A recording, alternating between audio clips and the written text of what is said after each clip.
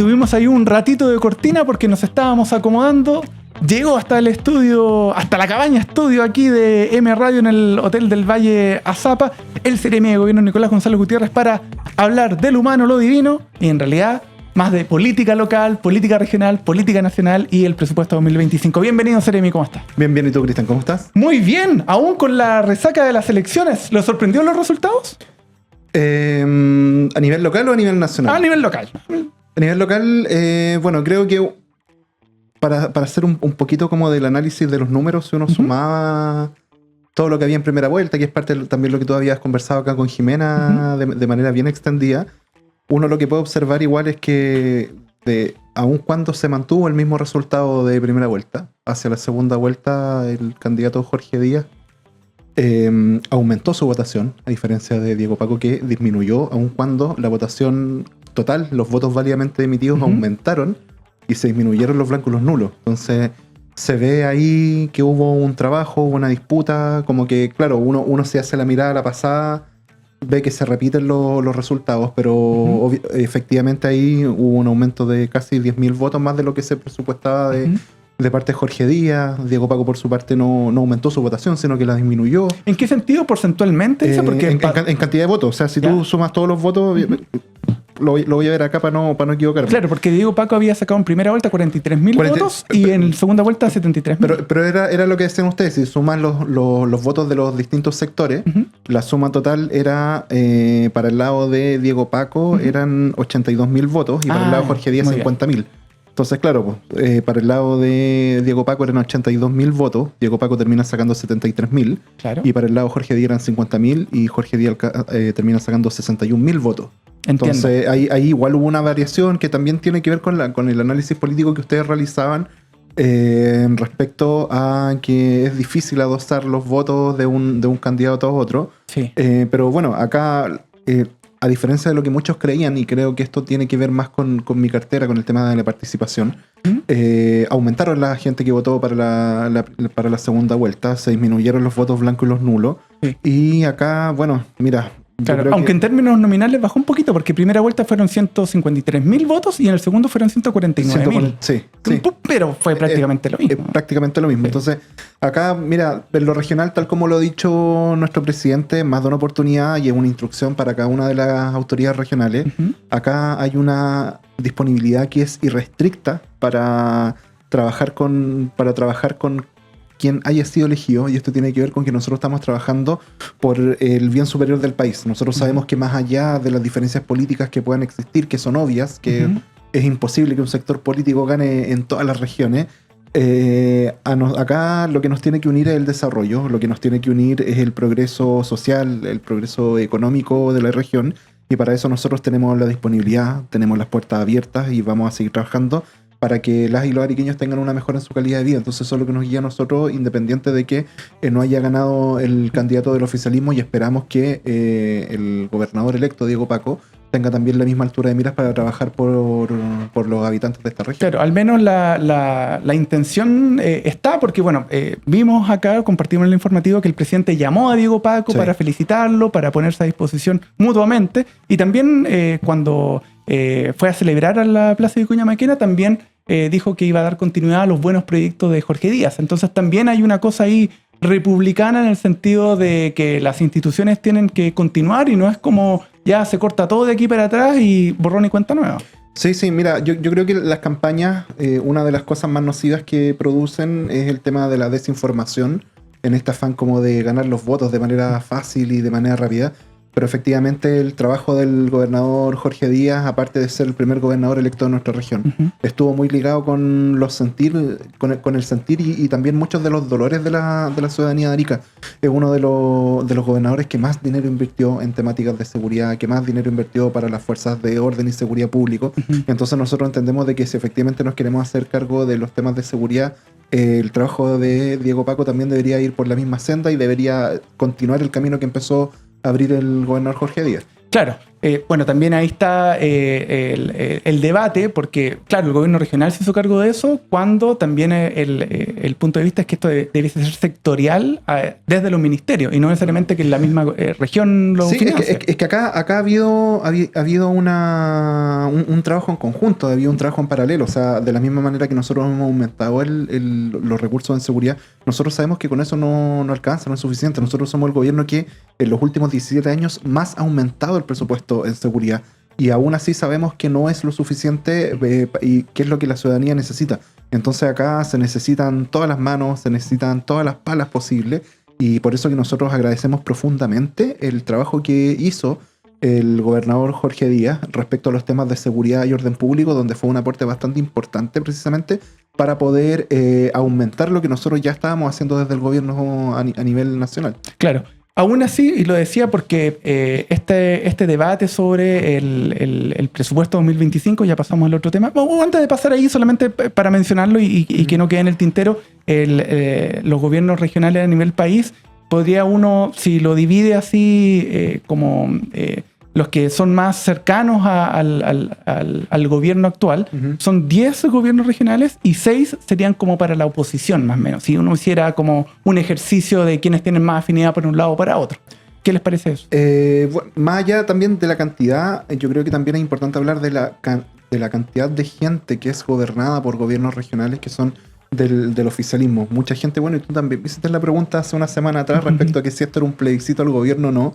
Y ahí es donde uno se da cuenta que en esto de caer en la trampa fácil no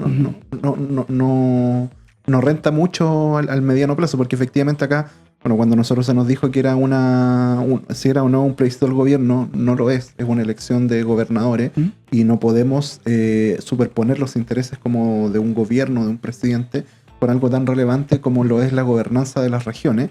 Pero efectivamente quienes esbozaban esas críticas o esa idea, el día de hoy no dicen que no era lo que correspondía, que no era real, ni tampoco dicen de que perdieron ese plebiscito del gobierno. Entonces se produce algo muy extraño, y para nosotros, mira, dentro de lo que es la perspectiva nacional, raya para la suma, creo que esto es como un impulso a la esperanza, y nosotros lo tomamos así porque nos permite dar cuenta que el camino de los acuerdos, el camino del diálogo, poniendo en el centro de las soluciones que van dirigidas a las personas, y los derechos es algo que se refuerza, y queremos también destacarlo y rescatarlo para los desafíos que desde el gobierno a nivel central nosotros estamos tomando. Todo lo que es sacar adelante la reforma de pensiones, el proyecto de reparación de la deuda histórica de profesores, el avance para el fin del CAE, el nuevo sistema de financiamiento para la educación superior y toda la agenda de seguridad, la agenda económica, entre otras cosas. Esos son los acuerdos que nosotros siempre hemos estado impulsando como gobierno, y lo que vemos reflejado, que en las votaciones también todos los candidatos que fueron más dialogantes, que tuvieron un mejor espacio dentro de estas votaciones, y por lo tanto nosotros creemos que ese es el camino, y esperamos que también se pueda lograr un trabajo en conjunto para todos los temas que afectan a las necesidades directas de la ciudadanía. Claro, en segunda vuelta hubo preferencias sobre todo a los candidatos que mostraban más moderación y más trabajo colaborativo. Exacto. En conjunto con el sector que fuese. Así que interesante también ahí cómo la ciudadanía eligió. Bueno, lo quería pasar al presupuesto 2025 y hacer match con el tema de la elección de gobernador regional, porque la semana recién pasada los senadores Durana e Insulza, que son tocayos en nombre, pero no tocayos en ideas, estaban de acuerdo en que el presupuesto 2025 para Arica y Parinacota no tuvo un crecimiento acorde a su rendimiento. O sea, a septiembre Arica tenía una ejecución presupuestaria de 54%, sí. Solamente le están aumentando 7,1% para 2025, mientras que Tarapacá estaba logrando solamente un 28,5% y le estaban aumentando un 10,7%, y Antofagasta, más o menos en los mismos márgenes, le aumentaron a 13,6%. Y pasa que Arica tiene una frontera más grande, tiene un montón de otros elementos, tratados internacionales que cumplir, y muchas veces el gobierno regional financia esas instancias, y ahí es donde cae la discusión. ¿Arica debiese tener un presupuesto mayor incluso que el de las regiones vecinas? Es que el tema de la ejecución presupuestaria no es lo único que influye para poder entregar un presupuesto para el año que viene. No es lo único que determina esto. Hay una enormidad de factores que lo determinan acá. Bueno, mira, dentro del presupuesto también se incluye el tema de el programa de inversión regional con financiamiento asociado a la Política Nacional de Desarrollo de Zona Extrema, donde hay 4 zonas que están vigentes, que una es Arica, Parinacota, Los Lagos, Aysén y Magallanes, ¿ya? Y el proyecto de ley de presupuesto solo a esa partida asigna 68.000 millones de pesos, ¿ya? Lo cual es una buena noticia para nuestra región, porque ese presupuesto se va entregando a medida de que se va avanzando en la ejecución de la obra, que se va avanzando en las carteras de inversión. Entonces, en la medida de que nosotros vayamos avanzando en esas carteras, a solicitud del GORE, se nos van a entregar más presupuestos y más dinero de esos 68.000 millones que se reparten entre estas 4 zonas de desarrollo que han sido priorizadas por el gobierno. Entonces, ahí ya tenemos otro bolsón de dinero importante. También tenemos el tema de que también modifica los presupuestos y que nos lleva a entender un poquito más también. Claro. Yo recuerdo que cuando hablamos de este tema también hace algún tiempo, nos íbamos al per cápita, porque a propósito de los factores, las regiones de Tarapacá y Antofagasta tienen poblaciones mayores que la de Arica. Arica es 220.000 aprox, en Iquique en Tarapacá son 600.000 y más, Antofagasta 800.000 más o menos. Sí, mira, y son temas que son bastante decidores lo que tú dices del per cápita. O sea, si nosotros tomamos el per cápita de la región que más recibe dinero, que es Santiago, para el año 2024 recuerdo que el per cápita eran 23.000 pesos, y para una región como Arica, Parinacota eran casi 198.000 pesos. Entonces es una diferencia que es bien grande. Y por lo mismo también otro tema que influye en lo del presupuesto, que no es mencionado por los senadores, es lo del royalty. Cierto. A nosotros nos van a llegar, para el próximo año son 7.814.520.000 pesos para la región de Arica, Parinacota, a través del Fondo de Productividad y Desarrollo, del royalty. Pero acá estas regiones de Tarapacá y de Antofagasta, también por tener yacimientos mineros, reciben más dinero del royalty. Entonces eso nos genera también una diferencia, y que es parte del reclamo que existía cuando se generó el royalty minero, que precisamente las regiones donde estaban asentadas las mineras tenían que tener un poco más de retribución de los recursos que eran generados por las mineras. Y lo que nosotros vemos en esta tabla grande, en este gráfico, respecto a cómo a regiones como Antofagasta y Iquique les llega más dinero, es precisamente por lo mismo. Es porque en sus territorios existen mineras, y con la ley del royalty les van a llegar más recursos, y nosotros, ¿cierto? Por el tema del Fondo de Productividad y Desarrollo, aparte de estos temas, nos van a llegar ya 7.800 millones más a la región. Entonces, ahí tenemos otro aumento en el presupuesto para la región de Arica, Parinacota. Entonces, como te digo, no es algo que sea tan blanco y negro. Nosotros tenemos el tema del PETSE, tenemos el tema del royalty, que nos van a ayudar a abultar. Y aparte que yo recuerdo el año pasado que la discusión también era en torno a los recursos que se le entregaban a los gobiernos regionales, que, si mal no recuerdo, era porque el fondo para el GORE de nuestra región eran alrededor de 50.000 millones de pesos. Terminaron siendo 64.000. Entonces nosotros sabemos que estos dineros después se van suplementando, se va agregando recursos, de manera que también los recursos para la región van a ir aumentando. Claro, el desafío es presentar buenos proyectos y también diseñar que sean rápidos, porque también pasa mucho, lo conversábamos acá con Rodrigo Muñoz Ponce, presidente del Colegio de Abogados de Arica, que muchas veces los tiempos parlamentarios o eleccionarios más bien no convergen con los tiempos de proyectos o de obras. Entonces también ahí está el tema de las voluntades, de consensuar avances que sean significativos, independiente de estos 4 años que le va a tocar tener ahí el timón, en este caso de Diego Paco. Sí, y el año pasado recuerdo que había muchas personas que reclamaban que la región de Arica, Parinacota era una de las que menos aumentaba el presupuesto a nivel de la región. Hoy día tenemos regiones que están aumentando por el orden del 5%, el 6%. Nosotros estamos creciendo en el orden del 7,1%. Hay regiones que están creciendo más, obviamente, pero nosotros no somos la región que está menos creciendo. Y para el tema de, por ejemplo, los gobiernos regionales, que es algo súper importante, que lo hablamos durante el año pasado, la mayoría, hay regiones que están aumentando el 0%. Por ejemplo, la región de Tarapacá aumenta un 0,8% y la de nosotros va a aumentar un 9,2%. Entonces ahí tenemos diferencias sustanciales en torno a lo que está ocurriendo, de cómo van a ir aumentando los recursos para la región y cómo efectivamente nosotros hemos tomado nota de las críticas que recibimos el año pasado, y hoy día estamos arreglando un poco más esto, aun cuando sabemos que es imposible dejar a todo el mundo contento, siempre va a haber una región que reciba menos recursos y que obedece a varios temas, no solamente como lo decían los senadores, a la ejecución presupuestaria, sino que también a cómo se reparten todos los otros dineros con el royalty, con el PETS y también el per cápita que tú mencionas, que es bastante relevante. Claro, totalmente. Ahora lo quiero llevar al ámbito de la contingencia nacional, algunos temas que vienen derivados del gobierno, por ejemplo el caso Monsalve. La gran pregunta también era cuánto le podía pegar justamente a los candidatos del gobierno a esto. Al parecer no fue gravitante. Y hoy día ha sido noticia porque la abogada Horvitz renunció al equipo de defensa del ex subsecretario del Interior. ¿Cómo esto lo administra el gobierno o ya esto lo dejaron en materia judicial y no se habla más desde La Moneda? La ministra del Interior, Carolina Toá, ayer hizo unas declaraciones en el Congreso en la comisión investigadora de este tema. Uh-huh. Creo que la ministra fue bastante ecuánime para poder afirmar todo lo que tenía que decir al respecto de esto. Lo que hizo el ex subsecretario Monsalve es responsabilidad de él. El caso por el cual él está siendo juzgado, él en estos momentos se encuentra en prisión preventiva, uh-huh. Él está siendo juzgado y esto está avanzando.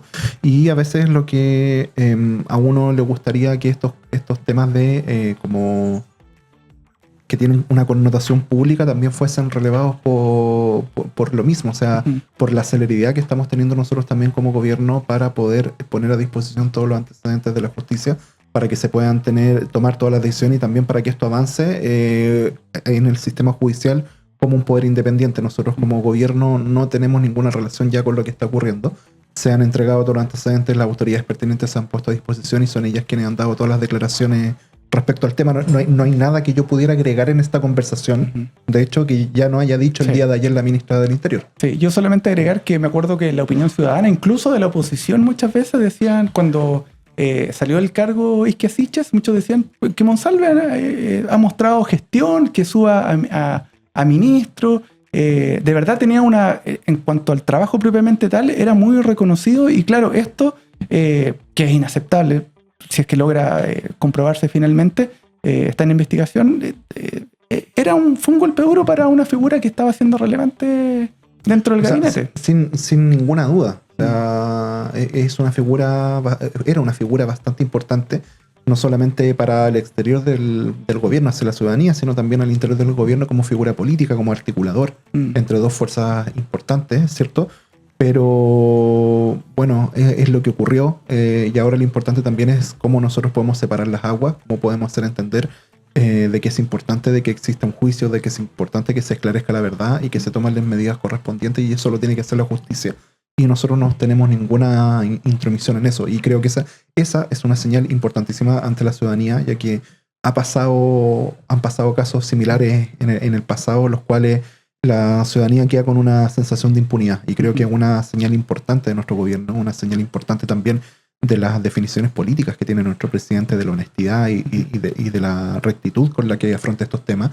Tiene que ver con eso también. De que, por ejemplo, por poner un ejemplo también un anexo, en el caso Convenio, una de las primeras personas incluso en llamar a sinvergüenzas a quienes están dentro de su mismo sector político, dentro de su mismo partido, fue el mismo presidente, que a nosotros nos gustaría que esto fuera una especie como de línea de base de cómo deberían ser tratados también estos temas al futuro, independiente de que exista una cercanía política. Tiene que haber un proceso que sea probo, que sea limpio, que sea claro y que sea transparente también con la ciudadanía, porque si no, finalmente lo que ocurre es eso, de que la ciudadanía queda con una especie de manto de duda, de desconfianza, y creo que eso es lo que finalmente daña al sistema político en nuestro país, independiente del sector del que se trata. Claro, que tenga una vara alta justamente la revisión de estos casos y ser bien claros cuando hay tanta evidencia a la vista. Bueno, el último tema, porque además nos queda el último minuto del informativo, insoslayable. El caso de esta denuncia de acoso sexual que se defiende el presidente Gabriel Boric sobre esta persona que hace más de 10 años, según el abogado del presidente, tenía un acoso sistemático hacia él cuando estaba haciendo su práctica en la región de Magallanes.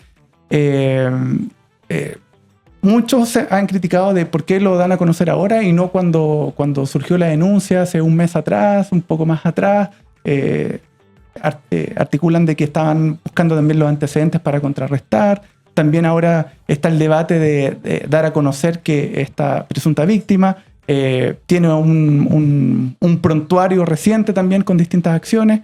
¿Cómo lo han tomado y cuáles van a ser los siguientes pasos desde el gobierno para justamente el presidente pueda seguir haciendo su trabajo sin desmerecer lo que está pasando a nivel judicial? Sí, es que acá en este punto, Cristian, yo voy a ser como súper honesto y quizá es como media tajante mi respuesta, pero no tiene nada que ver con una indisposición ni nada, sino que respecto a este tema, los que se tienen que referir son los abogados del presidente. O sea, acá como gobierno y el mismo gobierno no tienen nada que referirse sobre este punto porque es un asunto en que son los mismos abogados del presidente los que han estado a cargo de esta gestión, ¿ya? Y por lo mismo son ellos quienes tienen el mandato del presidente para hacerse cargo de este tema y para poder abordar estas causas. Entonces acá nosotros como gobierno la verdad es que no tenemos más antecedentes que entregar, más lo que entregar los abogados, que fue el día de ayer en la mañana. De hecho, después del abogado salió la ministra Vallejo, mi ministra, a más o menos reiterar lo que había dicho el abogado del presidente, porque como gobierno no tenemos nada más que agregar a lo que se planteó.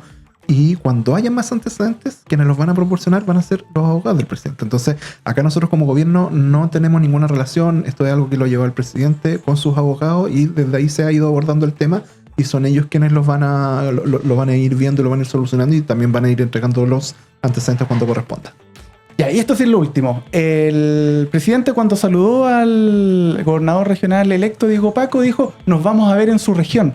¿Cuándo va a andar por acá? Para el carnaval. Lo han invitado varias veces, los diputados Maya, Mirosevic. Lo han invitado. Sí. No tiene que usar corbata acá. Muchas personas lo hemos invitado incluso antes de que fuera presidente al carnaval.